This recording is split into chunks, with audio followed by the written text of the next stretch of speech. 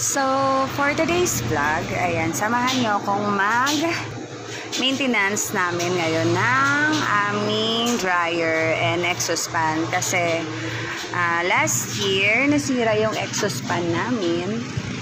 Dahil sobrang init and hindi niya talaga kaya yung pressure na kasi nag-overload na kami ng tanggap last year. So, ayan, kailangan natin ng maintenance ng ating mga dryers, then electric fan. Yan, sobrang daming alikabok talaga. So, for today's vlog, yan, pakita ko lang sa inyo kung paano maglinis ng dryers.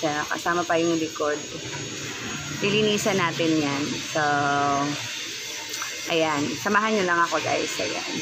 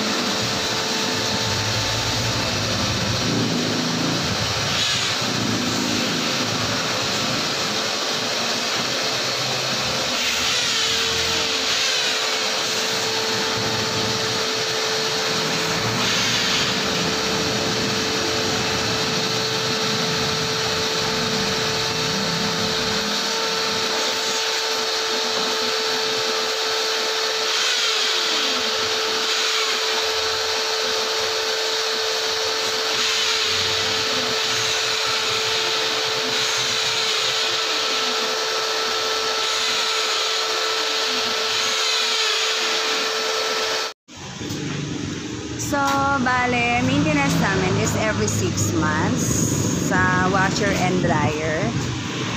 So, siguro more than 7 months na nung napalinisan namin siya. At sobra na talaga yung alikabok, yung mga himulmul ba ng mga damit dyan sa dryer. So, kailangan nating tanggalin kasi hindi nagpa-function mabuti yung ating dryers. Hindi siya masyadong nakakatuyo. Ayan, so I decided na ipa-maintenance na lang muna. Kasi ako din naman ang nakakapansin na hindi nakakatuyo agad yung dryers. Although 30 minutes siya, same para siyang may moist pa. So, ayan. Yan sila kuya, yan. Sila mag-ayos niyan. Yan, bale, pati sa likod, kasi sobra na talagang alikabok. Pwede na ako magtanim ng sibuyas. Ayan, kasi sobra. And then, dito kasi, along the road siya. So, open area. Kaya talaga maalikabok. Hindi natin may iwasan yun. Then, everyday life natin may alikabok naman. So, ayan. Kailangan natin linisan para maganda yung service ng ating laundry.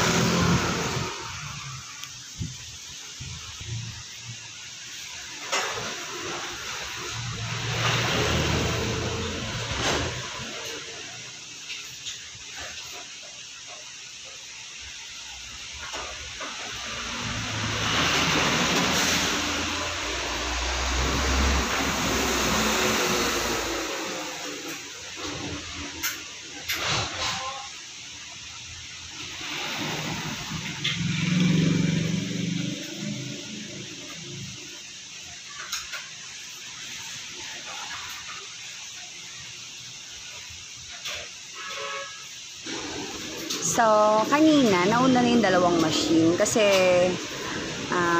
Meron pa rin tayong service ngayon, although nagpapalinis ako. Sayang naman ang ating kitaan. So, dala-dalawang machine muna para yung dalawa gumagana pa.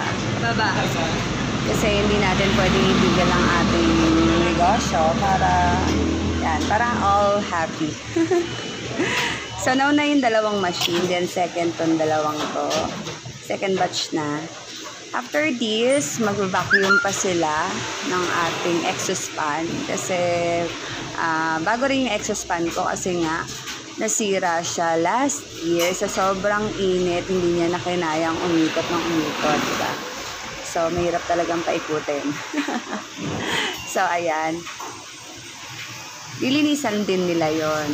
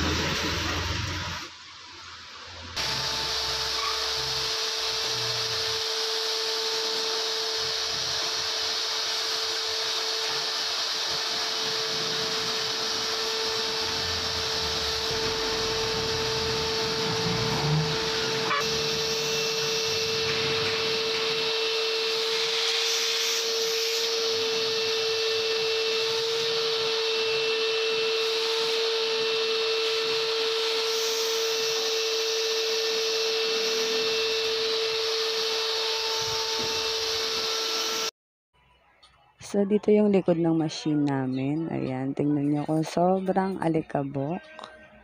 Ayan, dilinisan din yun mamaya. Kasi yung mga dryers namin, ganun din. So, hindi siya na masyadong nakakatuyo kasi almost, I think, mag-1 year na nung nilinisan siya. So, ayan. Yung mga kable niya, ayan, putol-putol na. Ayan, papalitan din yung mga yan. At yung mga alikabok, kasi wala talagang nakakapasok dyan kahit ako. Baka may ahas na. So, ayan, papalinisan natin yan sa likod. Pagkatapos sila dun sa harapan. Papalitan ko yung mga exhaust pan na yan.